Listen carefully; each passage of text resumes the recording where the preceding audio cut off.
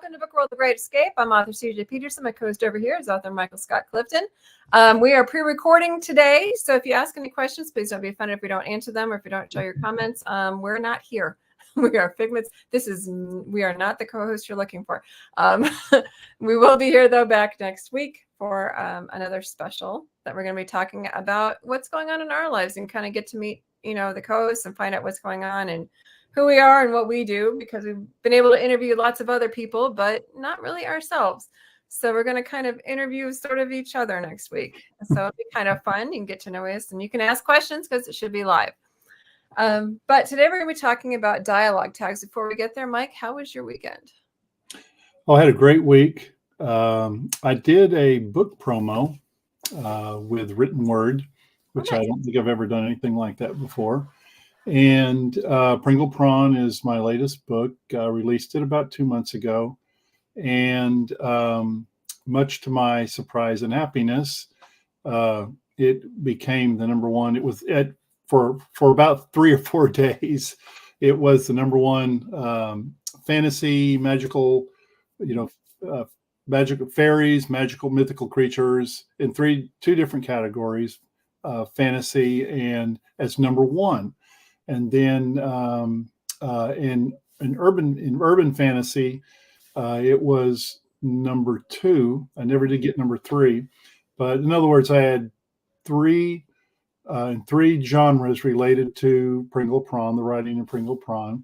I was number one, and number 2, and I have never had a book do that. I've got as high as number 10. A number 10 ranking, but I've never had a number one I've never been on the number one bestseller list for those particular genres. And I was very happy, to say the least. It was congratulations, a milestone moment for me. Sure. Yeah, was. It's kind of nice to actually hit number one once in a while. I have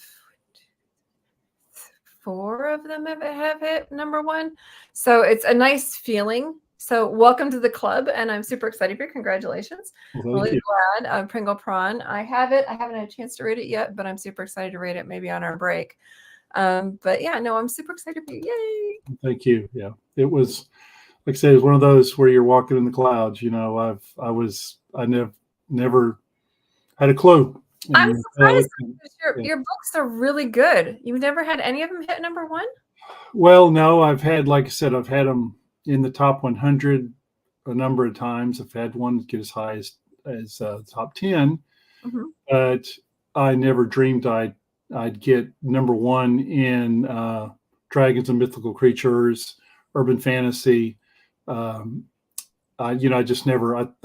If I would have gotten the, just getting to the top 100 would have been, I would have thought, hey, that's great. But to have the number one bestseller in 2 different categories and number 2 in the third, no, I never thought that would happen. But I'm super proud of you and very excited for you. I'm just really surprised because your books are really good, hands down. I would have thought you had multiple. So congratulations. I had, thousands of downloads. If you look on, so, and again, I had no idea. So anyway, and that was what did you send it through? It was Written Word. Written Word. They have promo stacks now, and I've never done one with them. And actually, it's promo stacks, but it's in 3 different. It's spread across 3 different types of promos with 3 different types. Like it was e-reader news, Free Booksy, and what was the third one? Hello Books, which I think is exposes you to audiences overseas, like in Great Britain. Oh, nice. But I think that's the case. Well, very cool. I'm super excited for you. Congratulations. And now we have a new outlet to look at for future promos. There you go. Very cool. So are you done with your book shows and stuff for the year? Yes. We did the Longview Art Walk last week. And and that's pretty much going to be it.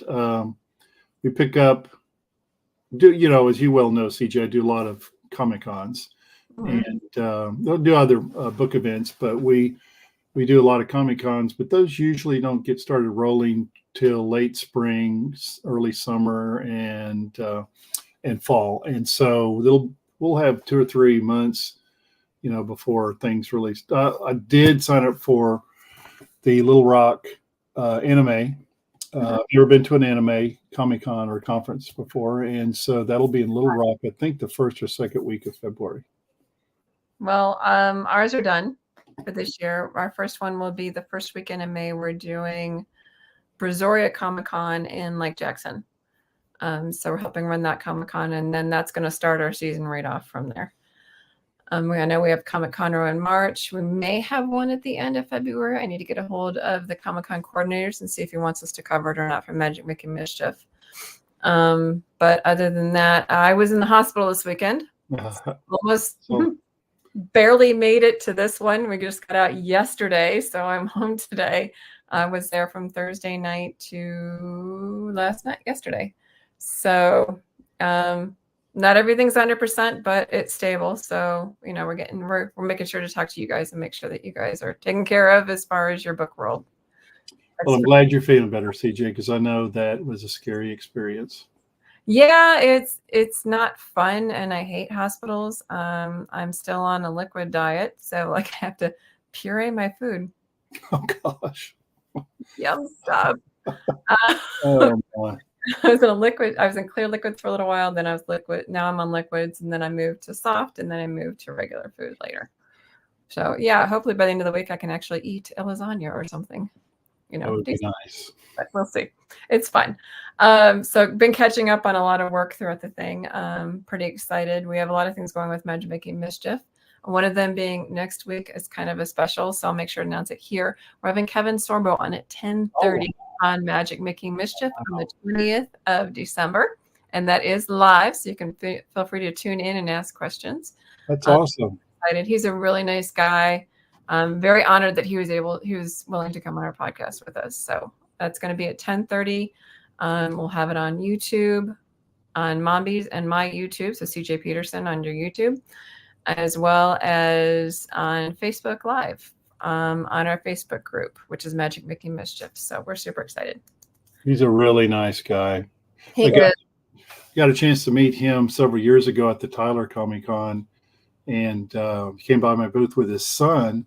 His son is like a foot taller than Kevin Sorbo. And anyway, his son's, looks like he, maybe plays a little basketball. I don't know. But yeah, he's a really nice guy. Congratulations for getting him on your show. Yeah, no, we're really excited. I ran 2 Comic Cons that he was at. So we did first Comic Con, he was there, and I ran that Comic Con, and we just did Brazoria Comic Con in the fall, and he was at that one as well. So I helped run that. So I said, hey, we got a podcast. Come join us. So yeah, I'm super excited. It's fun. So that's going to be next Wednesday at 10:30 a.m. new time, different time for Magic Making Mischief, just because of his schedule. So it'll be at 10:30 a.m. the 20th of December. So today we're going to be talking about something that's a little bit fun. Dialogue tags. Before we dive into it, though, I have to say my editor sometimes says that said kind of tunes out. People tune out the word said a lot, so it's okay to say said a lot. However, for me, it's almost like a machine gun in my brain every time I hear it, especially like on an audible. Can you imagine hearing said on an audible? That's why I absolutely love dialogue tags. It lets me evade the said and handle it a different way. So, Mike, definition of a dialogue tag. It's it's what you use either to precede dialogue, to break up dialogue from one piece to another, or follow dialogue. And generally it's something like he said, she said, or he replied, she replied. And it can come again before, during, or after the dialogue. And it gives the reader the purpose of the dialogue tags is so the reader knows who's speaking and who's talking, who's saying the dialogue. And that is a very basic element. That's the main reason dialogue tags exist. So a reader knows who the character is that's speaking. Mm-hmm. The other thing we talked about before is the dialogue meet, which you said was kind of like a first cousin. I would kind of more compare it to like a sibling. Yeah. Because to me, they go hand in hand. And again, love these guys actually more than I like the dialogue tags. What's a dialogue meet? Dialogue beats are actually they're actions that the character takes, again, before, during, or after a character is speaking. So an example we used when we were talking before the podcast started is Frank set the book down. What are you talking about? Well, who's speaking? Frank is. He's the one that put the book down. That's the dialogue that precedes what Frank said. Mm-hmm. Or, and again, you could use dialogue beats during or after, dialogue as well. I personally prefer dialogue beats whenever possible because they allow a writer to display action of some kind, an act or action of the character, instead of just simply saying said, reply, whatever. And that makes your writing more active. You can't always use it, but whenever you can, I think it's a good idea because you're doing the same thing you would with a dialogue tag. You're identifying who the character is that's speaking, but you're also giving a clue as to what they're doing, either before, during, or after the dialogue is done. So I think it makes writing more active. That's my view of it. Yep. And you can also use, instead of said, explained, challenged. There's all sorts of other words that you can use besides said. And like I mentioned earlier, my editor drives her crazy because I do use these instead of said all the time. She goes, said will just blend in. And I'm like, I can't imagine that happening though when you're listening to it on like ACX or something. I said, because after a while it would start to hit you in the head. It was said, so-and-so said, so-and-so said, so-and-so said, so-and-so said. Now you don't even have to always use the dialogue beats or the dialogue tags, especially if it's just two of them. You can kind of just bounce them one after the other and then kind of occasionally toss in a dialogue beat or dialogue tag so that they're still following along. Usually when I change pages, I make sure to do that at least once at the top if they're having a long conversation. I think, that as, writers and authors, you have to give your readers credit you have to give them some credit to follow the back and forth conversation or dialogue between, particularly as you said, CJ, between two characters. Mm-hmm. So if, let's say you start, character A says this, do you need to say character B replied and then the dialogue? And I would argue that you don't. Because if character one has made a statement or asked a question, it's obviously going to be answered by character two, since you've only got the two characters exchanging the dialogue or the speaking back and forth. And I've used this example before, but James Patterson is like, if you've ever read any of James Patterson's books, two things should leap out at you immediately. Number one, short chapters. I've seen some chapters that are less than a page long and before he goes to the next chapter. Seriously? Yes. The second thing is that hold on. With that, isn't there like pages and pages of just chapters? Because like you may have 150 chapters, but the book count, the word count may not be more than 60 or 70,000 words. But it looks like it's a much bigger book because of that. That would drive me crazy. But he kind of gets some of that back because the second thing, you notice about Patterson's books is that he uses very few, and I mean he is very stingy in using dialogue tags or dialogue beats. So when he and a lot of it has to do with the fact that there's normally just two characters that are within that particular chapter or section of the book. So he'll start off with character A, and then he'll be answered by character B. Then character A answers, and not one time from the top of the page to the bottom of the page do you have a single dialogue tag or dialogue beat. In other words, it's just a tit for tat back and forth between these two characters with no dialogue tags and no dialogue beats. I find it easy to read, but I know it drives other folks crazy because, but it's, again, you have to give, I think that you, as an author, as a writer, you have to give readers some credit to follow back and forth conversations or dialogue in a book. Now, I know that you can take it too far, and maybe Patterson does to a point. I don't know. But by the same token, think about that in terms of how fast the action can be, how crisp the dialogue can be if you're not interrupting it with an unnecessary dialogue tag or a dialogue beat. And I think that just makes it a little bit more exciting for a reader to follow. Yes and no. Like you said, sometimes you can get lost where you have to go back and start counting back who was that or something, because sometimes you get like, or you're reading too slow. My question is, what happens, for example, when the dialogue goes one paragraph longer than the next? Do you know what I mean? Like if you have like a 2-paragraph dialogue and you haven't explained who's talking, does that mess up your reader? If I'm understanding you right, I would say yes. And I think that,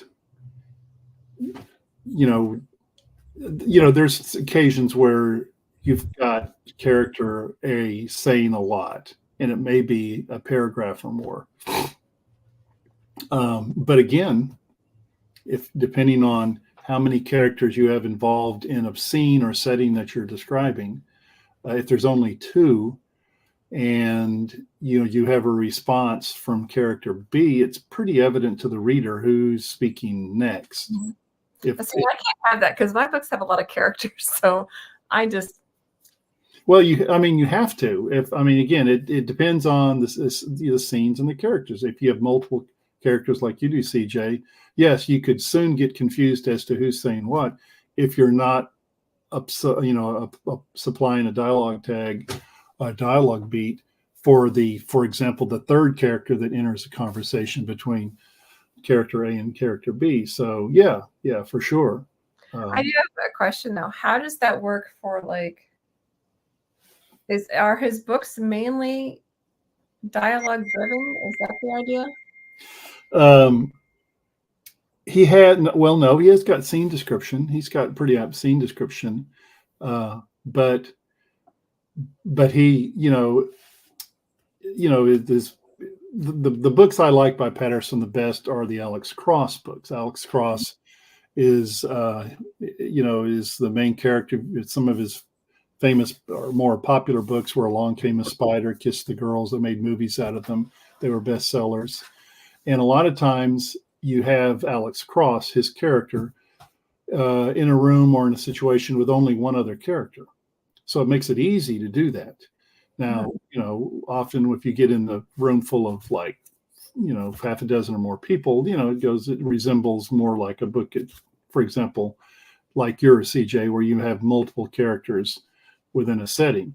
But often, I'm saying he doesn't have that situation. It's Cross and whoever the other character he's working with at the time in the story, so or investigation, I should say. So that makes it easy.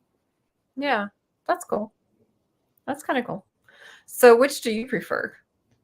The dialogue beats? Well, that and dialogue versus dialogue driven versus setting driven instead of dialogue driven. You know what I mean? It's more action. Right. It's more, which one do you prefer? Dialogue driven book or the other?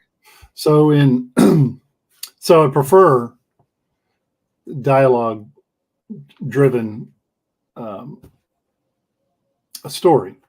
Mm-hmm. Okay, because I think it makes it easier to show rather than tell. Mm-hmm. Whereas when you're doing we both write fantasy, world building's huge in fantasy, and you do have to spend some time world building, explaining the world to the readers. But I think you can tell the story through the character's eyes with dialogue that is much more active and crisp than having to try to explain it in a separate paragraph where, the description is supplied basically by, the author saying what the setting is, describing the room they're in. You still need that. I mean, I'm not saying you don't. You still have to have that. But I actually don't.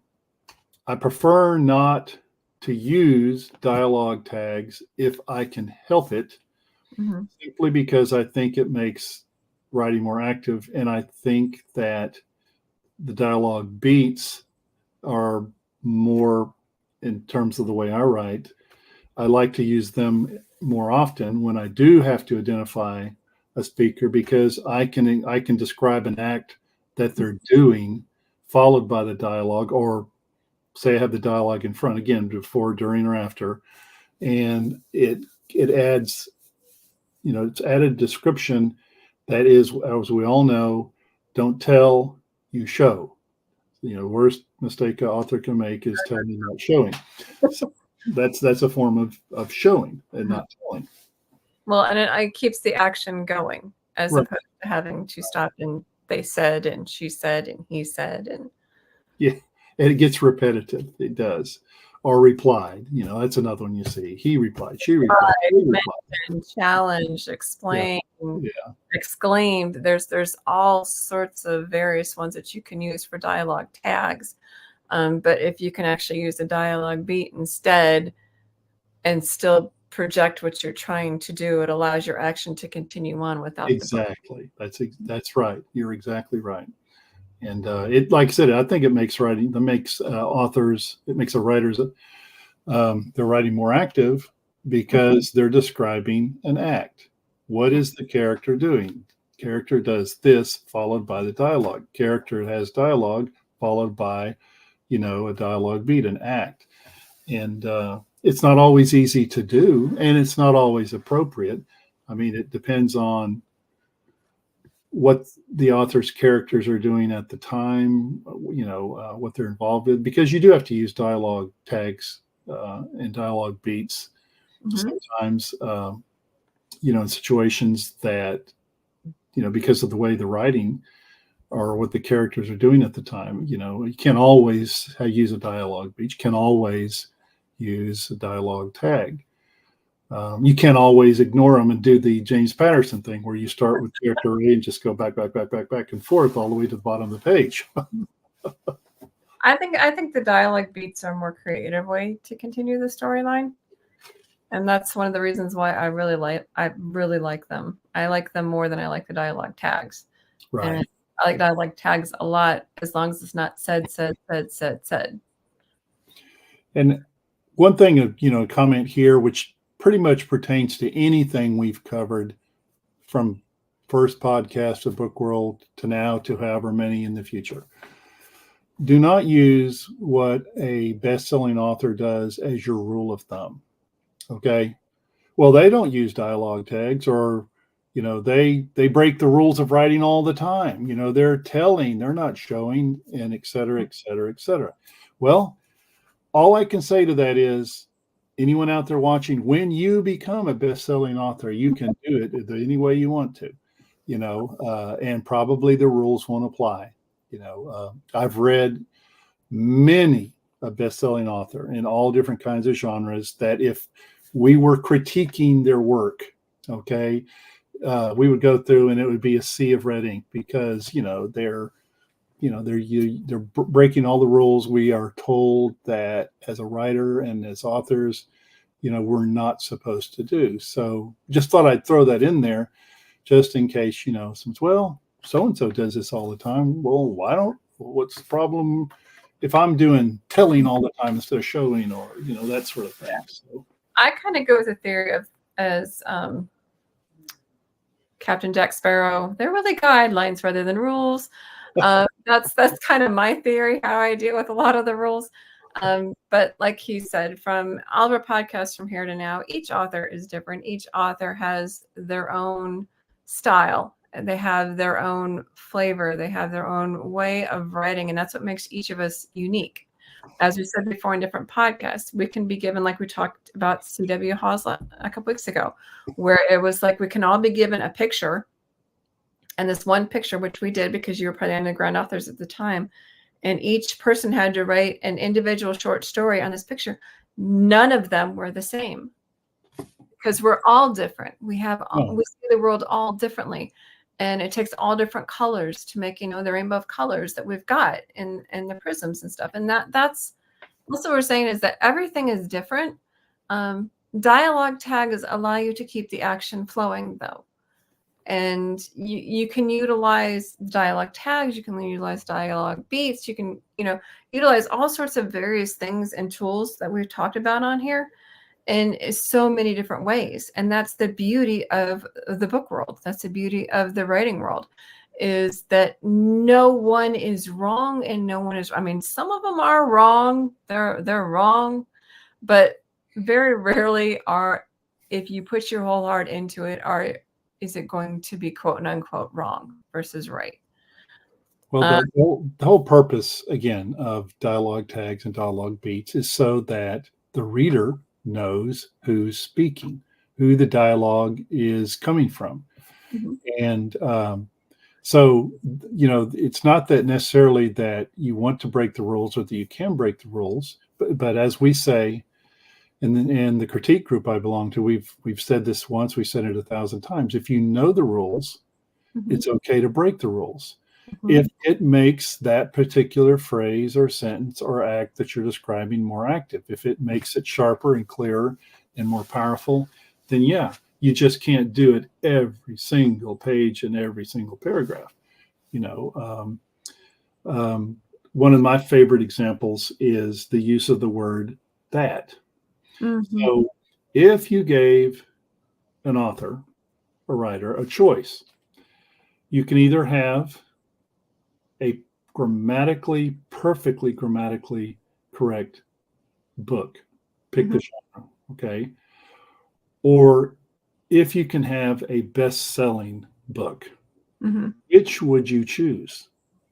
Mm-hmm. And I think 99.9% of anyone watching the podcast now or in the future would say, obviously, a bestseller. Well, mm-hmm. how do you get to bestseller status? Well, you got to have a good story, and there's lots of elements to it. But the other thing is, whatever makes your writing more interesting and active, that's what you want to do. And I've learned a lot. And CJ, I know you have as well. But my journey to writing was over many hills and valleys and mountains. And I've said this before, and I'll say it again. When I was in college, I made a C- in English 1, and I made a C- in English 2. And I've made this statement many times. I was prouder of those 2 C- than any A or B I ever made in any other class while I was in college, because grammar did not come to me easily. And now now you have a best-selling book. Well, it's through the efforts of lots of people, and people like you, CJ, and others that I've learned from. Mm-hmm. But I found that those lessons that you tend to learn the best are the ones that come the hardest to you. And I've learned the hard way on a lot of things, including dialogue tags. You don't have to say he said, she said, he replied, she replied, he explained, she explained. Every time a character speaks, or you write dialogue for a character, you don't need it every single time. Exactly. Well, I know these sound somewhat like closing remarks, but that's because next week we have something that's a little bit different. So this is our last instructional one for the year. Coming up on season 4, starting on January 3rd, we're going to go over the writer's purpose. We're going to find out exactly what is the writer's purpose for different aspects of writing, from nonfiction to fiction. And I'm really excited to jump into that one. But next, we're going to be talking about mine and Mr. Michael Scott Clifton over there, our upcoming projects. We both have a lot coming up. We have a lot going on, and we'll catch you up on it and let you know what all is going on with that. In the meantime, remember to write with your style, write with your heart, and you probably generally cannot go wrong. In the meantime, we'll catch you guys next week, same time, 1 o'clock Central Standard Time here on YouTube and on Facebook. We'll catch you.